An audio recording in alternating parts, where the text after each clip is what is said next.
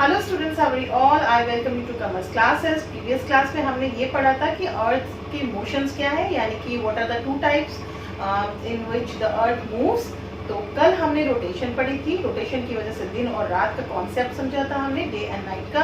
और आज जो हम पढ़ेंगे वो है अर्थ का एक दूसरा movement, the second type of movement of the अर्थ, ठीक है। और इसको कहते हैं रेवोल्यूशन, ठीक है।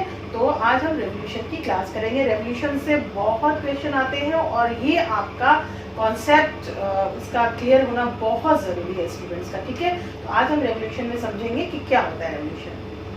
देखिए, और जिस तरह से हम एक रास्ते पे चलते हैं, अगर हम कहीं जा रहे हैं तो हम रास्ते पे चलते हैं, अपने पाथ पर चलते हैं, तो वो क्या कहलाता है, वो रास्ता हमारा पाथ, ठीक है, इस तरह से कहलाता है।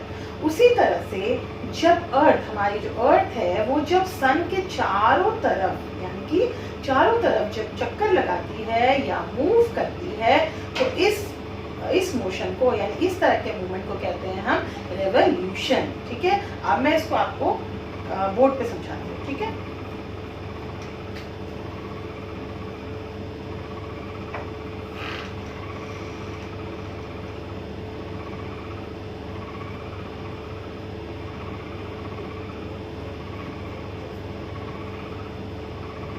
ये हमारा सन, ठीक है। और आपको मालूम है कि सन के चारों तरफ हमारे अर्थ प्लस और भी जो 7 प्लैनेट्स हैं, 8 प्लैनेट्स हैं, ये सभी जो है एक पुल के वजह से सब सन के चारों तरफ चक्कर लगाती हैं। लेकिन ये किस पाथ पे लगाती हैं, यानी इनका जो जिस पे ये मूव कर रही है वो कैसा है, तो वो है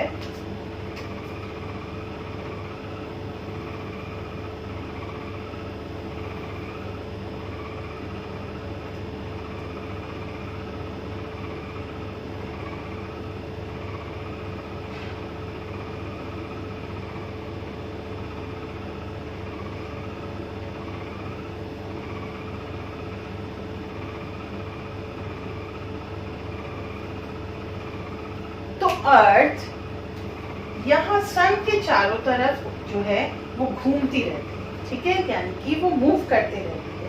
लेकिन आप इसमें एक बात नोटिस करेंगे तो आपको ये समझ में आएगा कि हम अक्सर ये समझते हैं, we usually what we think that the earth moves, जब वो मूव करती है तो बिल्कुल सर्कल में करती है, यानी कि बिल्कुल एक सर्कल बनाती हुई मूव करती है, जबकि असली में जो फैक्ट है वो ये नहीं है।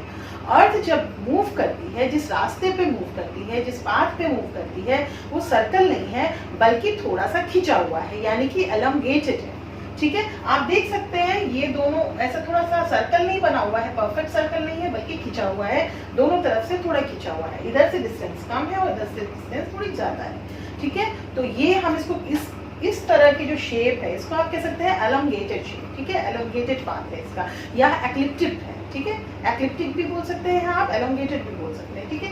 तो ये थोड़ा सा जैसे एग होता है ना, अंडा जिस तरह से होता है, एग का शेप जो है ओवल उस तरह से है, लेकिन आप उसको एग या ओवल शेप नहीं कह सकते, आप उसको एलोंगेटेड या एक्लिप्टिक हम उसको इस लैंग्वेज में बोलते हैं, ठीक है। तो इस तरह की।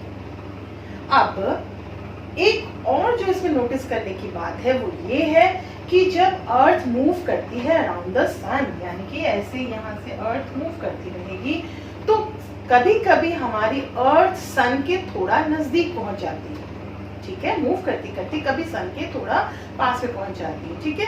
तो आप देख सकते हैं यहाँ से जो फॉर एग्जाम्पल अर्थ यहाँ है, यहाँ पे है, और यहाँ, यानी कि the distance between the earth and the sun is quite less, थोड़ा कम है डिस्टेंस, जबकि इधर the distance between the earth, अगर अर्थ हमारी यहाँ है और घूमते घूमते फिर वो जब यहाँ जाएगी, ठीक है ना, यहाँ से घूमते घूमते यहाँ भी जाएगी, तो ऐसा होता है कि sometimes our earth is quite less in distance, है ना, as compare to this distance. इस डिस्टेंस के कंपैरिजन में इधर का डिस्टेंस थोड़ा ज्यादा है, आपको दिख रहा है, ठीक है। तो जब अर्थ हमारी सन से बहुत थोड़ा सा नजदीकी होती है, तो कितनी दूर होती है, तो क्या डिस्टेंस होता है, यहाँ पे जो डिस्टेंस होगा, the distance between the sun and earth will be 147 million kilometres, यहाँ से जो डिस्टेंस होगा वो होगा 147 मिलियन किलोमीटर सन और अर्थ के बीच में जो डिस्टेंस होगा।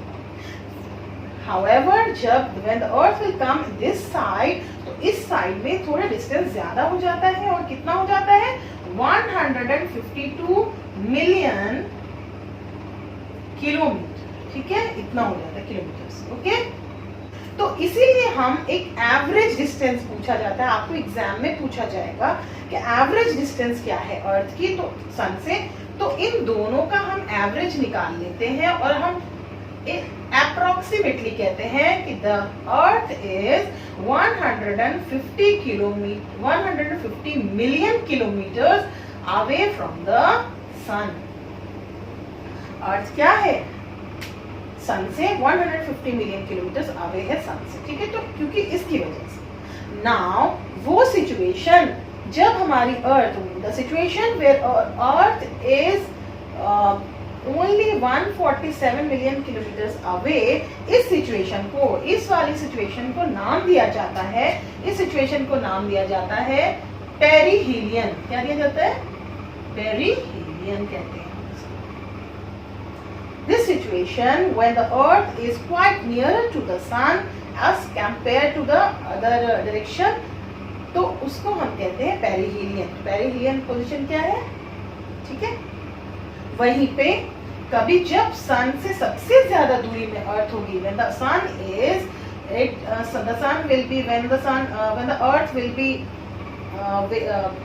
farthest to its farthest extent from the sun, जब अर्थ हमारे सन से बिल्कुल अपने फार्दर पॉइंट पर होगी, तो इस 152 मिलियन किलोमीटर अवे होगी, तो इस पोजीशन को हम कहते हैं एपीहीलियन।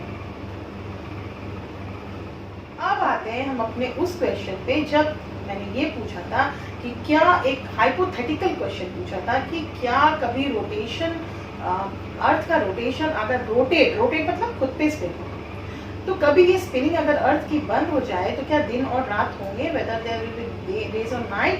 तो आपका क्या कहना है, आप कमेंट में लिख दीजिए, लेकिन मैं बताती हूँ कि दिन और रात तभी भी होंगे। तो तब दिन और रात कैसे होंगे, 6 महीने लंबे दिन और 6 महीने रात लंबी होंगी, ऐसे होंगे। और ये ऐसे क्यों होंगे वो मुझे आपको एक डायग्राम से समझाना पड़ेगा, और इस डायग्राम को आपको बहुत अच्छे से समझना है, क्योंकि इससे क्वेश्चंस बहुत ज्यादा आते हैं, और ऐसे भी आप लाइफ लॉन्ग आगे के लिए भी आपके लिए ये कॉन्सेप्ट क्लियर होना बहुत जरूरी है, ठीक है। नाउ मैं एक बार और जो है ये पाथ ड्रॉ कर रही हूँ, थोड़ा बड़ा बनाती हूँ, और रेवोल्यूशन को अच्छे से मैं आपको दिखाती हूँ कि कैसे होता है, और रेवोल्यूशन की वजह से क्या क्या होता है, ठीक है ना। अब मैं ड्रॉ करती हूँ अर्थ की शेप, ठीक है। हमें रेवोल्यूशन को समझने के लिए, टू अंडरस्टैंड द रेवोल्यूशन, कैसे अर्थ यहाँ से होके पूरा यहाँ पूरा घूम करके बार बार चक्कर लगाती है, बार बार मूव करती है और रेवोल्यूट करती है, तो उसके लिए मैं अर्थ की 4 position, we have to understand the 4 positions of the earth, और उन 4 पोजीशन की वजह से सीजन में कैसे चेंज आते हैं वो हमें देखना पड़ेगा, ठीक है। तो मैं पहले अर्थ को ड्रॉ करती हूँ 4 जगह।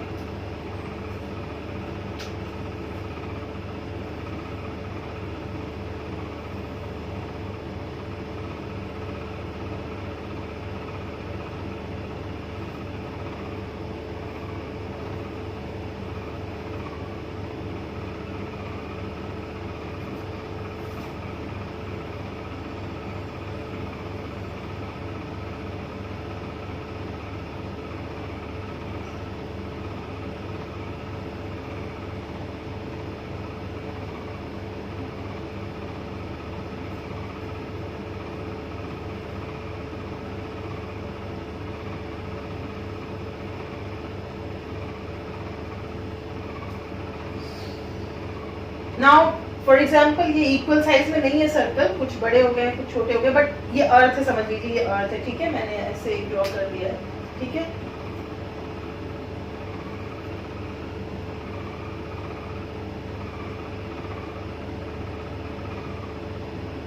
नाउ अब मैं इन सभी, ये जो अर्थ की जो पोजीशन बनाई है, अर्थ यहाँ भी है, यहाँ से रेवोल्यूशन करके वो यहाँ होकर के यहाँ भी आएगी, फिर यहाँ से जाके यहाँ आएगी, तो ये बेसिकली 4 पोजीशन आपको समझने हैं, ठीक है। अब मैं ड्रॉ करती हूँ इसमें North Pole, South Pole, equator, Tropic of Cancer and Tropic of Capricorn, ठीक है। तो हमें मालूम है द अर्थ इज टिल्टेड, तो मैं टिल्टेड ही ड्रॉ करूंगी। अब जब मैं टिल्टेड ड्रॉ करूंगी तो हमारा नॉर्थ पोल आएगा यहाँ, North Pole, and this will be the South Pole. और मैं बीचों बीच ड्रॉ करूंगी इक्वेटर, ये हमारा क्या है, इक्वेटर, जो डिवाइड करता है नॉर्दर्न हेमिस्फीयर और सदर्न हेमिस्फीयर, ठीक है। अब मैं ड्रॉ करूंगी ट्रॉपिक ऑफ कैंसर, इक्वेटर से अबव है, और यहाँ ड्रॉ करूंगी Tropic of Capricorn. Is it clear? ये क्लियर है बिल्कुल, ठीक है। नाउ इक्वेटर को मैं थोड़ा रेड कर देती हूँ, रेड से कर देती हूँ ताकि आपको क्लियर हो जाए। Now this is the equator, okay. Now what equator is doing, equator is dividing in the hemisphere into northern hemisphere and the southern hemisphere, clear? Now again I am doing this here, और सभी में मुझे ऐसे बनाना पड़ेगा। सबसे पहले बात करते हैं इस पोजीशन की। Now we are first focusing on this position। आपको एक पोजीशन समझ में आ जाएगी तो you will understand all the positions। तो हम सबसे पहले इसको समझते हैं। Now you can see the line, the area above the equator is totally, it is the northern hemisphere। तो इस पोजीशन में यू कैन सी क्लियरली, आप देख सकते हैं कि sun rays, the sun rays are directly coming over the northern hemisphere. Northern hemisphere यानी कि यहाँ पे जितनी भी कंट्रीज होंगी ये सन के सामने ज्यादा टाइम के लिए रहेंगी। अर्थ रोटेट भी होगी तब भी वो रोटेट होकर के भी जल्दी सन के सामने आ जाएंगे दोबारा, ठीक है।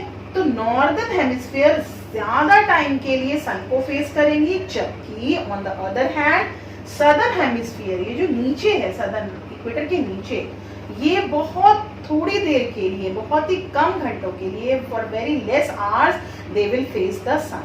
वो सन को फेस तो करेंगी, रोटेट होके जब आएंगी करेंगे, लेकिन नीचे है क्योंकि, तो वो सन को काफी कम टाइम के लिए फेस करेंगे। इसकी वजह से क्या होता है, इसकी वजह से हमारे ये नॉर्दर्न हेमिस्फीयर में, पूरे नॉर्दर्न हेमिस्फीयर में समर सीजन आता है। क्या आता है? समर, गर्मियों का मौसम। और इसी वक्त जब नॉर्दर्न हेमिस्फीयर की कंट्रीज में गर्मी हो रही होती है, सदर्न हेमिस्फीयर में विंटर सीजन चल रहा होता है। और ये पोजीशन हम बात करें कि हमारे कौन से मंथ की है, ये कौन से मंथ, जनवरी, फरवरी, ये पूरा दिसंबर तक जो होता है, ये पूरे 12 मंथ्स में ये कौन सी पोजीशन की मंथ है, ये है जून। जो अभी जून चल रहा है, हमारा जून चल भी रहा है, तो ये है जून की पोजीशन। क्या? जून में, इन द मंथ ऑफ जून हम लगभग इस पोजीशन में, अर्थ इस पोजीशन में रहती है जून के मंथ। तो अभी आप देख लीजिए, इंडिया क्या है, हमारी कंट्री क्या है, नॉर्दर्न हेमिस्फीयर में है, तो गर्मी है यहाँ, ठीक है। लेकिन अभी आप सदर्न हेमिस्फीयर की कंट्री का कहीं पता करिए, तो जैसे न्यूजीलैंड है, जैसे ऑस्ट्रेलिया है, ठीक है, उनका आप देखिए, जो इक्वेटर से नीचे है उन कंट्रीज को देखिए, वहाँ ठंड पड़ रही है अभी, वहाँ पे they are experiencing what, they are experiencing the winter season. और हमारे यहाँ नॉर्दर्न हेमिस्फीयर में गर्मी पड़ रही है, क्योंकि ज्यादातर कंट्री नॉर्दर्न हेमिस्फीयर में है, तो ज्यादातर कंट्रीज में अभी summer season is going on. तो अभी क्या है, हमारा जून ही तो है ना, क्यों, तो हमारे नॉर्दर्न हेमिस्फीयर में समर और सदर्न हेमिस्फीयर में विंटर चल रहा होगा। और एक खास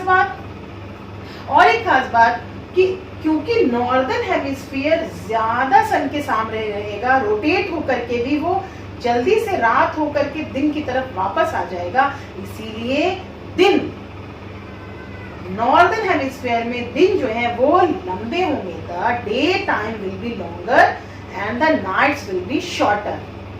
कहाँ पे? नॉर्दर्न हेमिस्फीयर में। तो अभी आप देख लीजिए, इंडिया भी नॉर्दर्न हेमिस्फीयर में है, तो नॉर्दर्न हेमिस्फीयर में जो भी कंट्रीज है वहाँ अभी दिन लंबे हो रहे हैं, रातें छोटी हो रही है ना, यानी कि सूरज बहुत कम टाइम के लिए डूब रहा है और सनराइज जल्दी हो जा रहा है, और लेट से सूरज, सनसेट लेट से होता है ना, तो दिन लंबे हो जाते हैं। कब?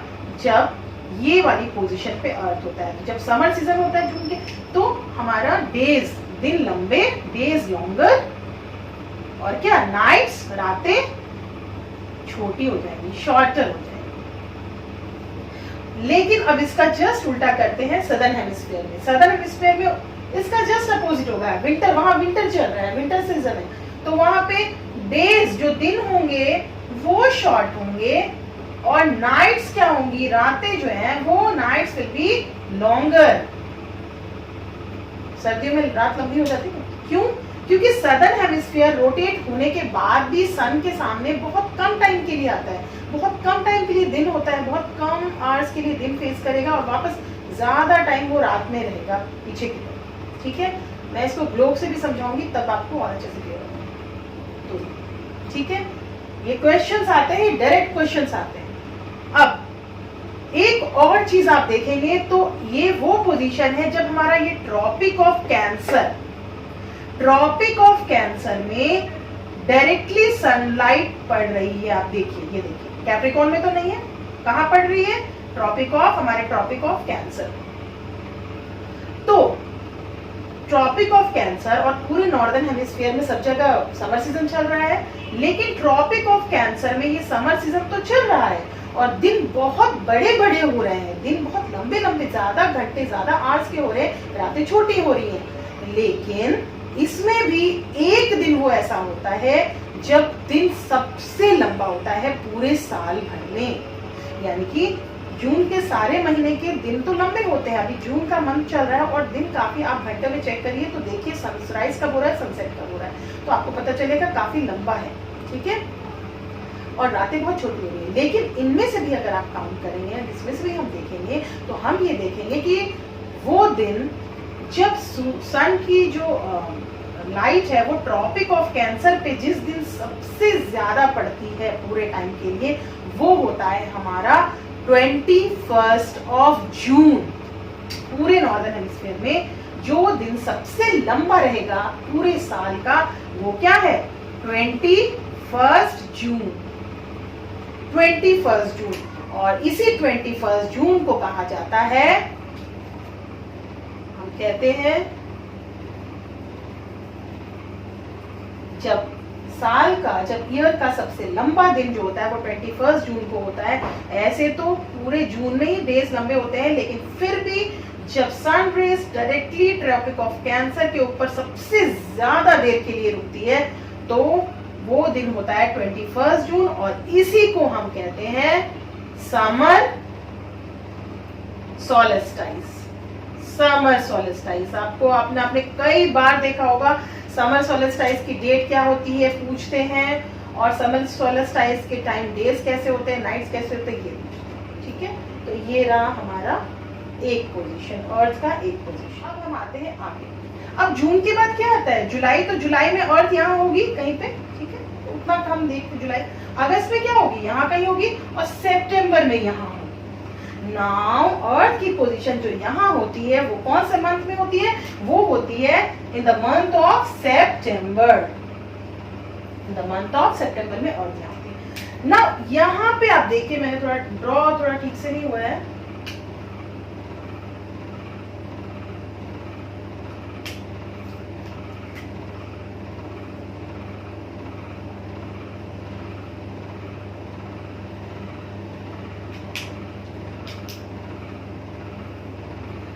Now, if you look here, you will see, अब यहाँ पे बहुत ध्यान से देखिए।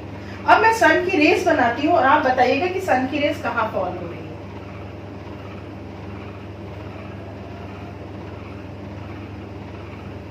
बिल्कुल परफेक्टली तो ड्रॉ नहीं, ठीक है। नाउ यू कैन सी कि सन रेज जहां पे फॉल हो रही है वो हमारे अर्थ का इक्वेटर का हिस्सा है, that is a part of the equator. इसका मतलब इक्वेटर के आसपास सन रेज डायरेक्टली पहुंच रही है, जबकि ना northern hemisphere, this is the northern hemisphere and this is the southern hemisphere, neither northern hemisphere and nor the southern hemisphere is facing the sun directly। दोनों में से कोई भी साइड झुकी हुई नहीं है या फेस नहीं कर रही है सन, और सन की लाइट ज्यादातर इक्वेटर में पड़ रही है। इसका मतलब ये है कि नॉर्दर्न हेमिस्फीयर की all the countries and southern hemisphere की सभी कंट्रीज, दोनों जगह जितनी भी कंट्री होंगी उनमें लगभग बराबर दिन और बराबर रातें होंगी। यानी जो आवर्स है, घंटे हैं, दिन और रात के जो आवर्स है, number of hours for day and night will be equal, है ना। किसी ये है अर्थ, और अर्थ ना ये साइड झुकी है, ना ये साइड सन को फेस कर रही है और ना ये कर रही है, और सनलाइट बिल्कुल यहाँ सीधी यहाँ पड़ रही है, तो इधर और इधर का बिल्कुल इक्वल हो जाएंगे, मतलब इधर भी डेज और नाइट्स इक्वल होंगे, इधर भी इक्वल होंगे, ठीक है। सीजन भी लगभग एक जैसा ही रहेगा, ना ज्यादा गर्मी ना ठंड, दोनों जगह, ठीक है। यहाँ तो हमने फेस किया हुआ था नॉर्दर्न तो समर सीजन और विंटर सीजन का कॉन्सेप्ट था, यहाँ वो बात नहीं है, ठीक है। तो ऐसी position, now this is the position where the number of hours for day time and number of hours for the night are almost equal. Northern hemisphere, southern hemisphere में दोनों जगह दिन और रात लगभग बराबर होगी, ठीक है, ठीक है। और इक्वेटर, इस पोजीशन को क्या कहते हैं, क्योंकि इसमें इक्वल होगी तो इस पोजीशन को हम कहते हैं, this position is called the equinox. क्या कहते हैं, इक्विनॉक्स पोजीशन, क्या ये होगी इक्विनॉक्स पोजीशन, इक्वल, बराबर बराबर, ठीक है। अब सीजन कौन सा होगा, नाउ यू कैन अंडरस्टैंड कि समर इधर भी नहीं हो सकता है ना इधर हो सकता है, विंटर सीजन भी इधर नहीं हो सकते हैं, क्योंकि डायरेक्टली सन रेज दोनों जगह फॉल नहीं, दोनों का जो मामला है वो इक्वल है। तो यहाँ पे क्या होता है, जो नॉर्दर्न हेमिस्फीयर पे में जो सीजन होता है वो होता है ऑटम। कौन सा होता है, ऑटम। और जो सदर्न हेमिस्फीयर में सीजन होता है वो होता है स्प्रिंग। विच सीजन, स्प्रिंग सीजन, ठीक है। तो लगभग दिन और रात बराबर होती है, लेकिन वो टाइम, इसमें भी वो सितंबर में भी वो दिन, पूरा सितंबर मंथ को ले ले, लेकिन उसमें भी वो एक दिन जिस दिन दोनों जगह, दोनों नॉर्दर्न और सदर्न हेमिस्फीयर में बिल्कुल इक्वल डे टाइम और नाइट टाइम होगा, यानी 12 घंटे दिन उधर भी, 12 घंटे की रात उधर भी, सदर्न हेमिस्फीयर भी 12 hours day and 12 hours night होगी, एकदम बिल्कुल जिस दिन बराबर होगी वो डेट होती है, वो डेट होती है हमारी 23rd ऑफ सितंबर को।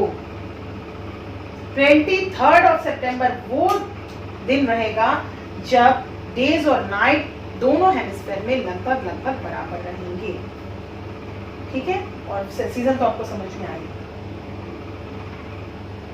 अब हम बढ़ते हैं इससे आगे। इस पोजीशन को 23rd सितंबर को क्या कहते हैं, इक्विनॉक्स, ठीक है, ये पूरा इक्विनॉक्स की पोजीशन।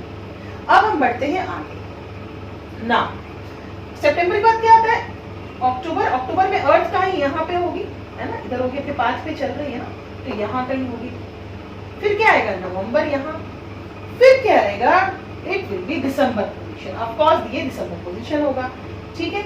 नाउ अब दिसंबर पोजीशन में जस्ट इसका उल्टा कर लीजिए, इस पोजीशन का जस्ट उल्टा यहाँ होगा, just opposite to this position will be here. Now you can easily see that this time, now in the position this time,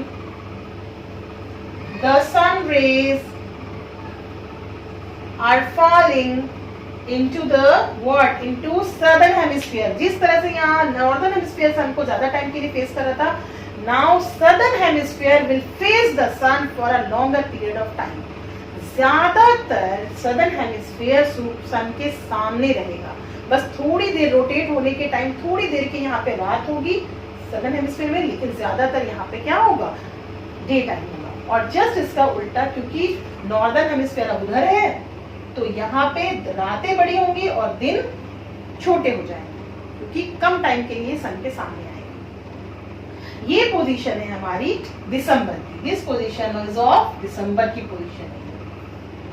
now southern hemisphere में सीजन कौन सा आएगा, as because southern hemisphere is facing the sun for a longer period of time, the southern hemisphere will experience the summer season, and just opposite to that the northern hemisphere will have the winter season.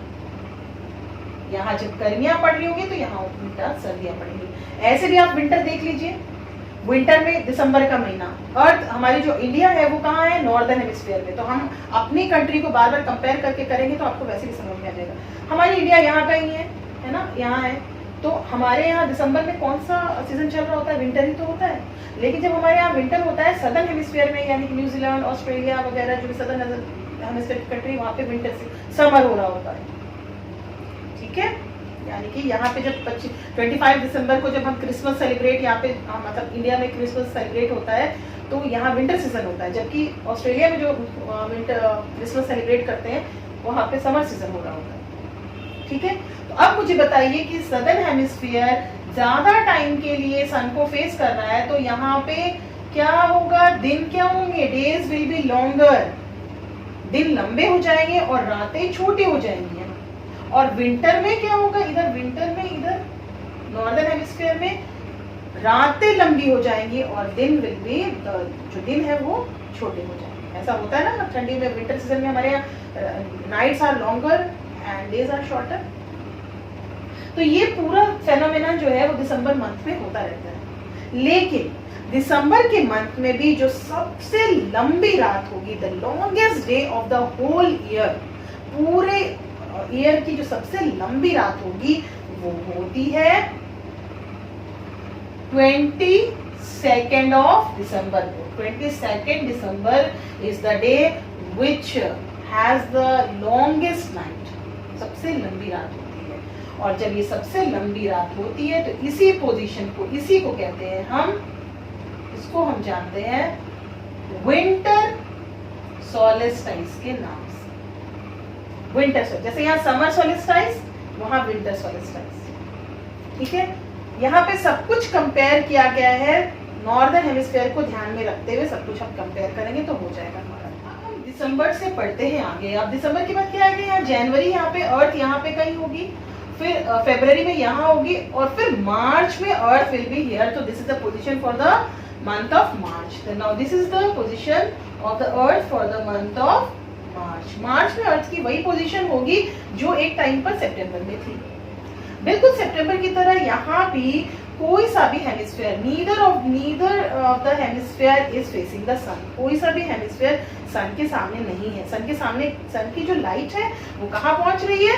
वो directly बीच में equatorial region में पहुंच रही है, ठीक है। तो जब कोई सनलाइट बीच में पहुंच रही है, दोनों तरफ नहीं पहुंच रही है, इसका मतलब क्या है? दोनों जगह मौसम भी क्या होगा? जो सीजन होगा it will be not neither the summer and not the winter season. और दूसरी बात क्या होगी? जो दिन और रात होंगे दोनों जगह वो भी क्या होंगे? लगभग इक्वल होंगे, बराबर होंगे। The day time and the night time will B of equal hours, लगभग इक्वल होंगे। बिल्कुल जैसा सितंबर में हुआ वैसा ही यहाँ पे भी होगा, ठीक है।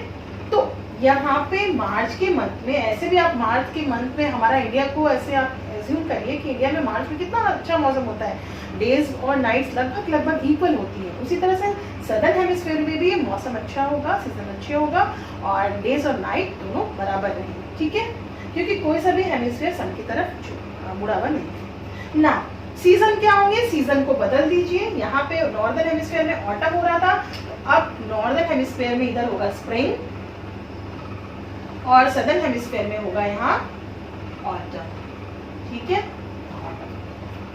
नाउ ये भी कौन सी पोजीशन कहलाएगी? ये भी इक्विनॉक्स कहलाएगी, क्योंकि यहाँ भी डेज और नाइट्स का जो टाइम है, जो घंटे हैं वो इक्वल होंगे। लेकिन पूरे मार्च में वो कौन सा ऐसा दिन होता है? Which is the day in which both the northern and southern hemisphere are having equal hours of days and equal hours of night। ऐसा कौन सा मार्च के महीने में दिन होता है जब जो घंटे हैं, दिन का टाइम और रात का टाइम लगभग बराबर होगा दोनों जगह? तो वो है 21 ऑफ मार्च। क्या होगा? 21 of March will be that day। 21st March will be that day which will have the equal number of hours of day and night in both the hemisphere। बिल्कुल जो हमने यहाँ किया था बिल्कुल वो भी यहाँ कर देना है, ठीक है। इस पोजीशन को भी हम क्या बोलेंगे? ये भी पोजीशन कौन सी है? इक्विनॉक्स की position. This is the equinox position, ठीक है।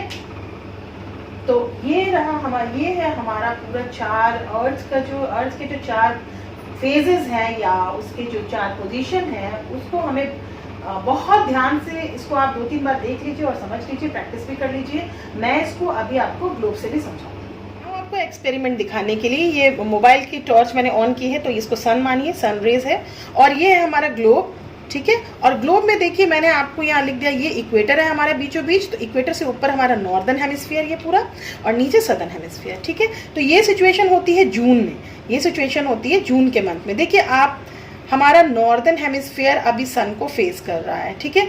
सदर्न हेमिस्फीयर में भी सन रेज पहुंच रही है, लेकिन ज्यादा टाइम के लिए नहीं, है ना। नॉर्दर्न हेमिस्फीयर अगर ये रोटेट, अब मैं इसको रोटेट करती हूँ, जब मैं रोटेट कर रही हूँ तो नॉर्दर्न हेमिस्फीयर का ज्यादा पार्ट, ये जितनी भी कंट्री है वो ज्यादा टाइम के लिए सन के सामने है, यानी कि दिन यहाँ पे नॉर्दर्न हेमिस्फीयर में लंबे होंगे, क्योंकि और ये पीछे भी जाएगी तो थोड़े टाइम के लिए, यहाँ जब पीछे भी आएगी, सन से अपोजिट भी होगी, तो आपको मालूम है रोटेशन से तो दिन रात होते हैं, डेज और नाइट्स का कॉन्सेप्ट है, तो रातें छोटी होंगी और वापस नॉर्दर्न हेमिस्फीयर की कंट्री घूम के जल्दी से आ जाएंगी सामने, तो दिन लंबे होंगे। इसका जस्ट अपोजिट यहाँ है, यानी कि सदर्न हेमिस्फीयर में सन रेज तो पहुंचता तो है मगर बहुत कम टाइम के लिए, क्योंकि हमारा बीच से बल्ज्ड है, तो ये जब पीछे जाएगा तो ज्यादा टाइम ये सन के अपोजिट रहता है और कम टाइम के लिए सन के सामने ये सदर्न हेमिस्फीयर होता है। हमारा सदर्न हेमिस्फीयर कम टाइम के लिए सन के सामने होता है इस सिचुएशन में।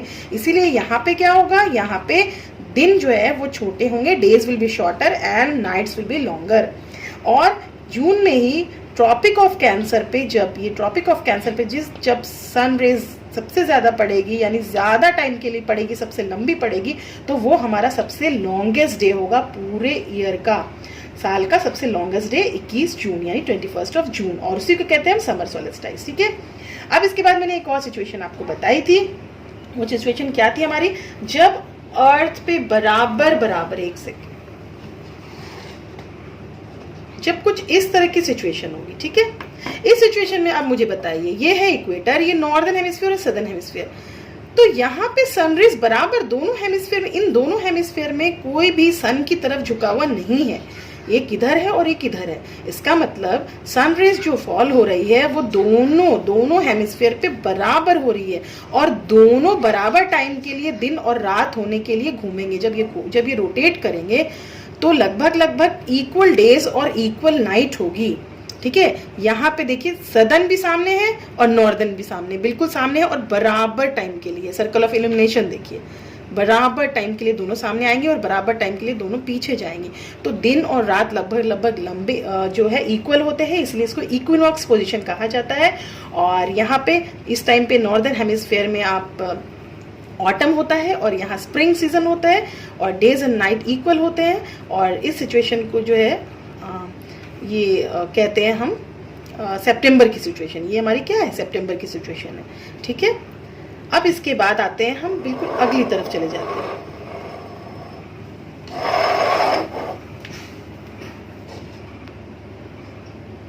अब इस सिचुएशन को देखिए, अब क्या है, हमारा नॉर्दर्न हेमिस्फीयर सन से उधर चला गया है और सदर्न हेमिस्फीयर सन को फेस कर रहा है। इसका मतलब सदर्न हेमिस्फीयर ज्यादा टाइम के लिए रोटेट भी होगा तो ज्यादा टाइम के लिए सन के सामने आएगा, इसीलिए यहाँ पे समर सीजन होगा। और नॉर्दर्न हेमिस्फीयर सामने अगर आएगा भी तो कम टाइम के लिए सन के सामने आएगा, इसलिए यहाँ पे विंटर सीजन होंगे।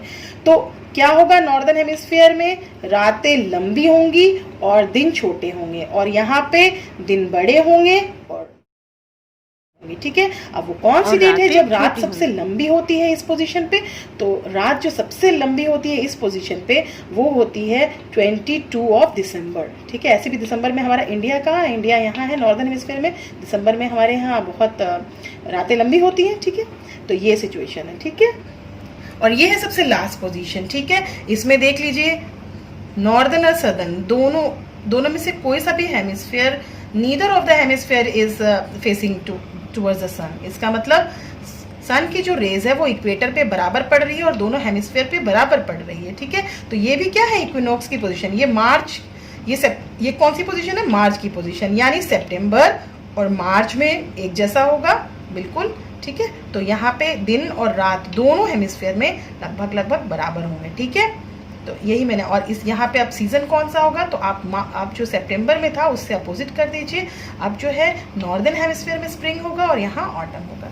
तो मैंने आपको यही बताया था, ठीक है। और अर्थ जो अपने सन के चारों तरफ जो रिवॉल्व करती है, इस तरह से करती है, तो उसको क्या कहते हैं, उस पाथ को क्या कहते हैं, हम ऑर्बिट कहते हैं। ठीक, अब वो क्वेश्चन मैं आपसे दोबारा पूछती हूँ कि अगर रिवॉल्यूशन जारी है, मतलब अर्थ रिवॉल्व कर रही है सन के चारों तरफ, लेकिन कभी रोटेशन, ये जो रोटेशन हो रहा है ये रुक जाए, तब क्या होगा? तो मैंने आपको बोला था रोटेशन ये रुक गई है, तो यहाँ पे क्या हो रहा है, नॉर्दर्न हेमिस्फीयर में क्या हो रहा है, यहाँ पे दिन हो रहा है, और यहाँ क्या हो रही है, सदर्न हेमिस्फीयर में रात हो रही है। लेकिन मैंने कहा था आपको दिन और रात तभी भी चेंज होंगे, बिल्कुल होंगे। कब होंगे? जब अर्थ यहाँ से बिल्कुल दिसंबर वाली पोजीशन पे चली जाएगी।